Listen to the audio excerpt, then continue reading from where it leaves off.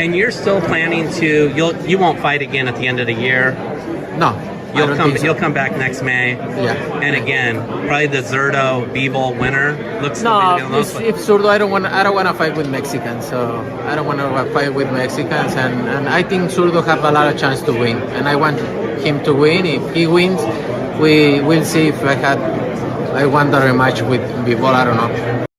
And you're still planning? Do you still want the rematch with Bivol? He lost now.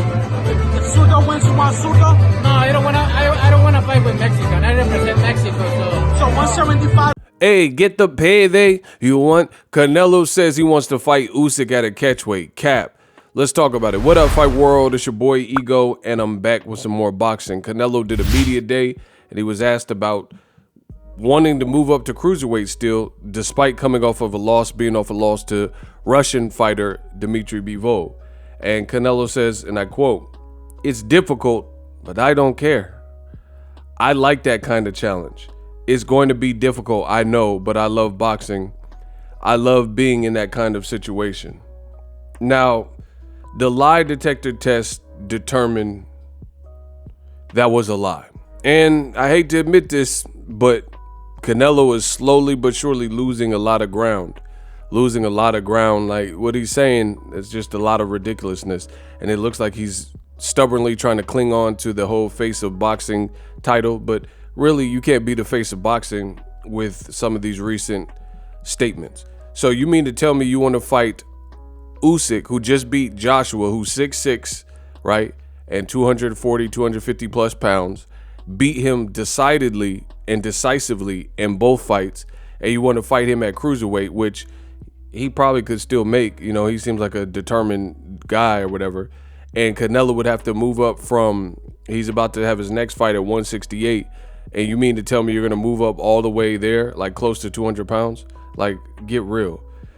Beyond that, if you really wanted people to believe that you would fight someone as good as gold medalist Alexander Usyk at cruiserweight, then why would you not rematch Dmitry Bivol, who's only a division up from where you are trying to fight a 40-year-old Golovkin, and he beat you? Not only that, Canelo Alvarez stated that he doesn't want to fight any Mexican fighters. So he's giving Gilberto Ramirez a great chance to win the fight, but even if he does win the fight, he doesn't see himself fighting Zurdo Ramirez for the reason none other than, I don't want to fight against fellow Mexican fighters, which is ridiculous because, again, imagine a black dude. He said, man, I ain't fighting against brothers. I'm not going to fall for the banana in the tailpipe, man. I mean, it would just sound ridiculous if Floyd said, I'm not fighting Berto because he's black. I'm not fighting Shane Mosley because he's black. You know what I mean?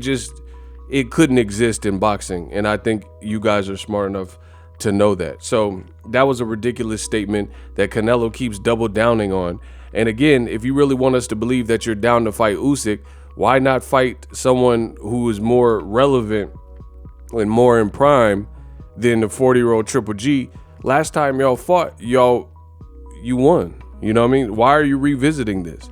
And he's trying to, that's why no one's interested. Like, I haven't really heard much buzz about the Triple G fight. You could let Eddie Hearn tell you and try to convince you that it's bigger than Crawford Spence. I haven't heard really any buzz about it. And I think people are over it. Canelo had opportunities to have fought Gennady Golovkin. Hell no, guys, had Max's big drama. Guys, this Posh is not the Mexican style guy. You know, he had opportunities to fight this man. But he waited, squandered them, waited till Golovkin looked every bit of his age, and then now all of a sudden he wants to fight against no guys. You know, it just, come on, man. It looks too crazy. And then now you're trying to string the public along that you want to fight Usyk, who again is a unified champion at heavyweight, and pretend in passing that you'll fight him. But again, Canelo, when he was talking about fighting at cruiserweight, it wasn't against Usyk. It was against Makbuk Air. And beyond that, Canelo's own trainer said a Usyk fight would be crazy. So this team is all over the place. And again, the walls are closing in for Canelo Alvarez. he could say these things, and maybe some of his fans, the Chupapi Muñeños, some of the Cinnabons, will believe in their cult leader, Canelo Alvarez, but the rest of us here on earth realize that there's no real weight to this. This story doesn't really have any legs. The only reason I'm making a video because it's ridiculous, and today I got time, cuz. That's the only reason I'm making videos about this subject, because we know it won't happen.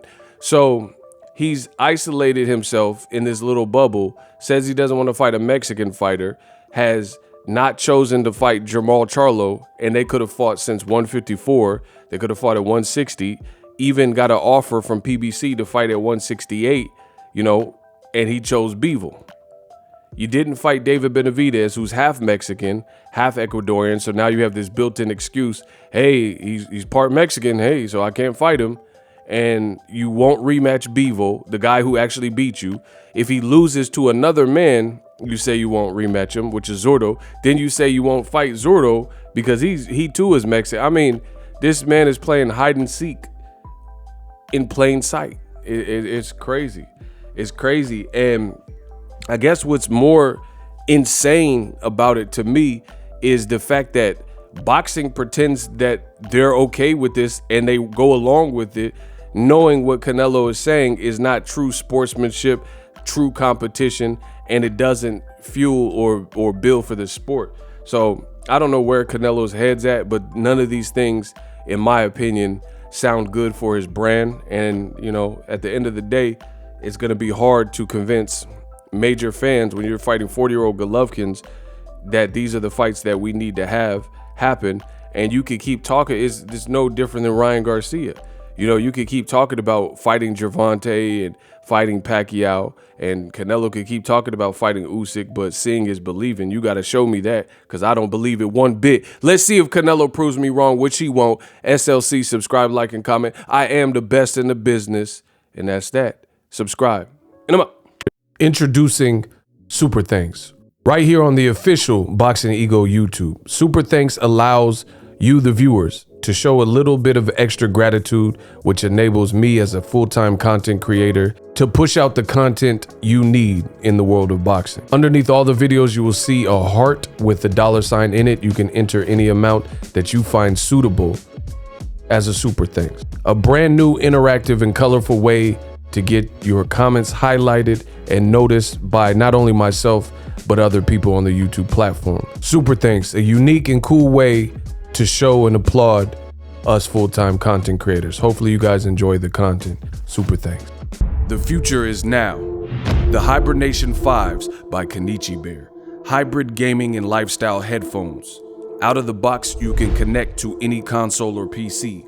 Bluetooth ready with a low latency USB adapter, color RGB, and extreme bass mode. The Hibernation 5s adjust to you. Whether you need a gaming, travel, gym, or lifestyle headphones, the Hibernations got you covered. The new Hibernation 5s, link in the description. Customize the way you hear the world. Welcome to the nation. Are you tired of your YouTube videos not getting any views? Well, consider TubeBuddy. I've used TubeBuddy for years to scale up my YouTube channel. Now we're sitting over 200,000 subscribers. TubeBuddy is a browser extension that offers a ton of built-in productivity and time-saving services to take your channel to the next level. Use my link in the description to get started with TubeBuddy and level up your channel faster. We working.